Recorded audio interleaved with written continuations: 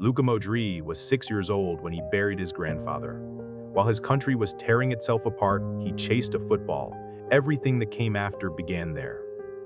The men who killed his grandfather were never caught. They crossed the border and disappeared. War has a way of leaving questions unanswered. His name was Luka, too. The boy had slept in his house, chased his cattle across the hills above Zadar, and loved him without complication, the way small children love the people who make them feel safe.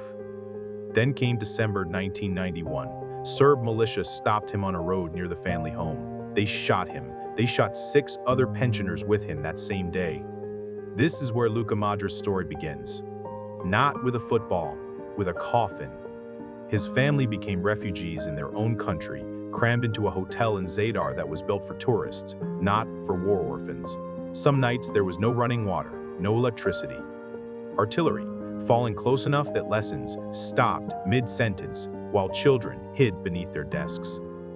The sirens would wail, and the boy and his classmates would crawl under their wooden desks and wait. Sometimes they waited so long that all they could do was laugh, the way children do when fear stops making sense. And in the corridors of that hotel, a small, restless boy dribbled a ball off the walls. He took it to bed with him. When everything else kept disappearing, the football stayed. In the parking lot outside, he played for hours, imagining crowds that did not exist yet. He'd been shepherding goats by the time he was 5. By 11, he had lost his home twice over. Once to the war, once to the silence that followed it. At 8 years old, he tried out for Hajduk Split, the biggest club on the coast. They didn't see a future star. They saw a boy too small, too skinny, too fragile to survive professional football. So he did what he'd spend the rest of his life doing. He proved them wrong. A coach named Tomislav Balhish saw what the scouts at Hajduk had missed. He arranged a path to Dinamo Zagreb. Luka was 16 and it felt, finally, like a door had opened.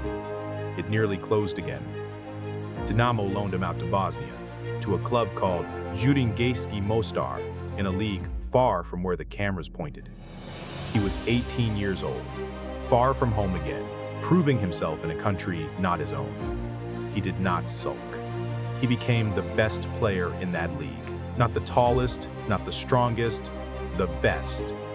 Think about how many careers quietly end at the loan spell that goes nowhere. His did not. A boy from a hotel corridor in Zadar was, at 18, already proving that size was never the measurement that mattered. By 2008, Tottenham Hotspur had signed him. English football doubted his frame the way Hajduk once had. He answered by helping drag Spurs into the Champions League for the first time in nearly 50 years. Then, in 2012, Real Madrid came calling. Imagine surviving a war, losing your home, being told your whole life that you were too small, then finally reaching Real Madrid, the club of your childhood dreams, only to hear the world call you their worst signing. He arrived in 2006 into a locker room already at war with itself and barely played. When he did, the fit was wrong, the rhythm unfamiliar, the pressure unforgiving. 4 months after he arrived, the Spanish newspaper Marca ran a fan poll. Thousands of readers voted his transfer the worst signing of the season. He didn't argue, he didn't complain, he just kept playing. His manager at the time stood in front of the cameras and asked the fans for patience. He told them Modrić was so good that the Bernabeu would eventually fall in love with him. That manager left within the year. Modrić stayed. The criticism disappeared. The trophies never did. Under the coaches who followed, paired with 2 of the finest midfielders of his generation, he became the quiet engine of the most dominant midfield in modern football. 5 Champions Leagues, 28 trophies, the most decorated player in Real Madrid's history. There were nights that defined that decade. A corner kick assist in the dying minutes of a final in Lisbon. A pass with the outside of his boot that still gets replayed today. A night against Paris, down and seemingly finished, that his side turned around anyway.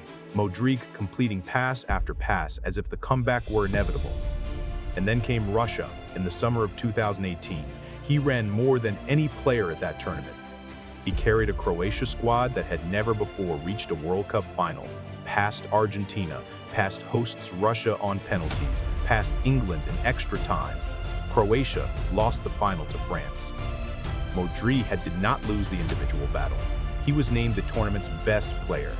For 10 years, the Ballon d'Or had belonged to two men, Lionel Messi, Cristiano Ronaldo. Everyone assumed it would stay that way. Then, the quiet boy who once dribbled a football through the corridors of a refugee hotel stood on football's biggest stage and broke a decade-long dynasty. He lifted the Ballon d'Or. That same year, he was also named the world's best player by FIFA and Europe's best by UEFA. The boy they once said was too small to survive professional football had become the best player on earth. Most footballers begin slowing down in their mid-30s. Luka Modrić kept redefining what was possible.